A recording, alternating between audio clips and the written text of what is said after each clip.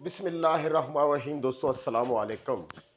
2 मई 2023 है और बारोज़ मंगल है और सोने की कीमतों में इजाफा हो गया है, लेकिन ज़्यादा नहीं हुआ जितना कि सोच लिया था, क्योंकि कल सब लोगों की ये राय थी कि डॉलर बढ़ेगा और आज आपको पता है कि सिर्फ डॉलर 10 पैसे बढ़ा है।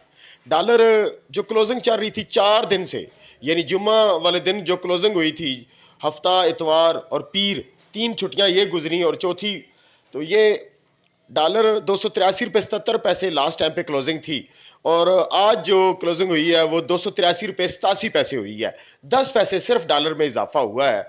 और जो आज सुबह इन्होंने सोने का रेट खोला, इंटरनेशनल मार्केट थी उस वक्त $1980 पर आउंस पर और 2,19,700 रुपये में पीस का रेट खोला और 2,17,700 रुपये में रवे का रेट खोला। फिर 4:55 पर जो अगला रेट आ गया वो 2,20,000 रुपये में पीस का रेट खोल दिया। 2,19,500 रुपये में पीस की खरीदारी करने लग गए। 2,18,300 रुपये में रवा देने लग गए और 2,17,800 रुपये में रवे की खरीदारी होने लगी। और मार्केट कितनी है? $1987 पर आउंस पर। चांदी इंटरनेशनल मार्केट में 27 रुपये पर तोला बन रही है और पाकिस्तान के अंदर जो चांदी का रेट बन रहा है वो 2550 रुपया पर तोला बन रहा है। तो दोस्तों, इस वक्त जो बाजार में सबसे बड़ी और बेयकीनी की सूरत हाल है वो ये है कि जिन लोगों ने सोना परचेज किया हुआ है वो ये सोच रहे हैं कि सोने का रेट बढ़ना चाहिए ताकि हम अच्छा प्रॉफिट कमा सकें और माल निकाल सकें। और जो दोस्त सोना नहीं परचेज कर सके उन दोस्तों का ये ख्याल है कि सोने का रेट नीचे आएगा तो हम दोबारा परचेज कर सकेंगे। क्या हुआ जी? हमें परचेजिंग का मौका ही नहीं मिला। पहले तो हमें IMF के मामले के पीछे लगाया हुआ था कि जब ये IMF का मामला क्लियर हो जाएगा तो फिर पाकिस्तान में डॉलर की कमी आएगी, यानी डॉलर गैर मुस्तहकम होगा और रुपया मजबूत होगा और फिर सोने की कीमतों में यकीनन कमी आ जाएगी। लेकिन वो जो ट्रक की बत्ती थी वो कमज़ोर पड़ गई, उसे पूरे प्रोजेक्ट को ही एक साइड पर रख दिया गया, खामोशी हो गई उसके ऊपर, कोई बयान नहीं, कोई किसी का इस बारे में इजहार नहीं।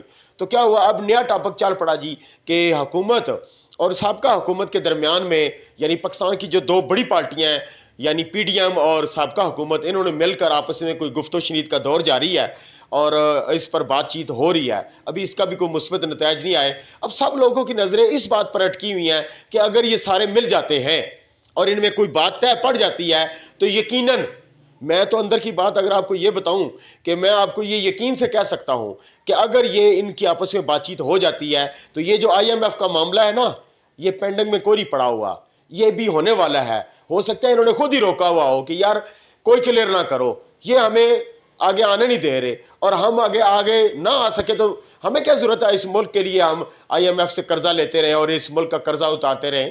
तो बहरहाल ये मेरी जाती राय हो सकती है, आप इससे क्या पता इतफाक ना करें। तो मैं ये कह रहा हूं कि अगर ये इनकी गुफ्तो शनीद कामयाब हो जाती है तो मुझे यकीन है कि ये IMF का मामला भी फिर क्लियर हो जाएगा। तो बहरहाल फिर वक्त ये पोजीशन है कि बाजार में तो अफरा तफरी पड़ी हुई है और बाजार में कोई बंदा, तो मेरी वाली वो जो बात है ना उसको आप फॉलो अप करते हुए छोड़ दें। मैंने कहा ना कि रेट कुछ भी हो, आप लोगों के पास हर वक्त आधा सोना और आधी कैश जरूर होनी चाहिए। और अगर आपको ये उतराव चढ़ाव नजर आता है कि सोने की तेजी नजर आ रही है तो फिर आपके पास 75% गोल्ड होना चाहिए और 25% कैश होनी चाहिए। अगर आपको महसूस हो सकता है किसी वक्त भी सोना नीचे आता है तो फिर आपके पास 75% कैश होनी चाहिए और 25% गोल्ड होना चाहिए। आप लोग काम को एक माहौल के मुताबिक लेकर चला करें, ना मेरी जरूरत पड़ेगी ना किसी और की जरूरत पड़े करेगी। आपका माल आपके हाथ में उठाया हुआ होगा, ज्यादा पड़ा हुआ है तो निकाल देंगे, कम पड़ा हुआ तो खरीद लेंगे।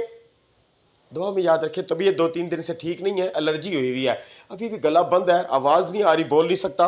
आज भी वीडियो इसीलिए थोड़ी लेट हो गई है। दुआ में याद रखिएगा। अल्लाह हाफिज़। पाकिस्तान जिंदाबाद, पाक फौज जिंदाबाद।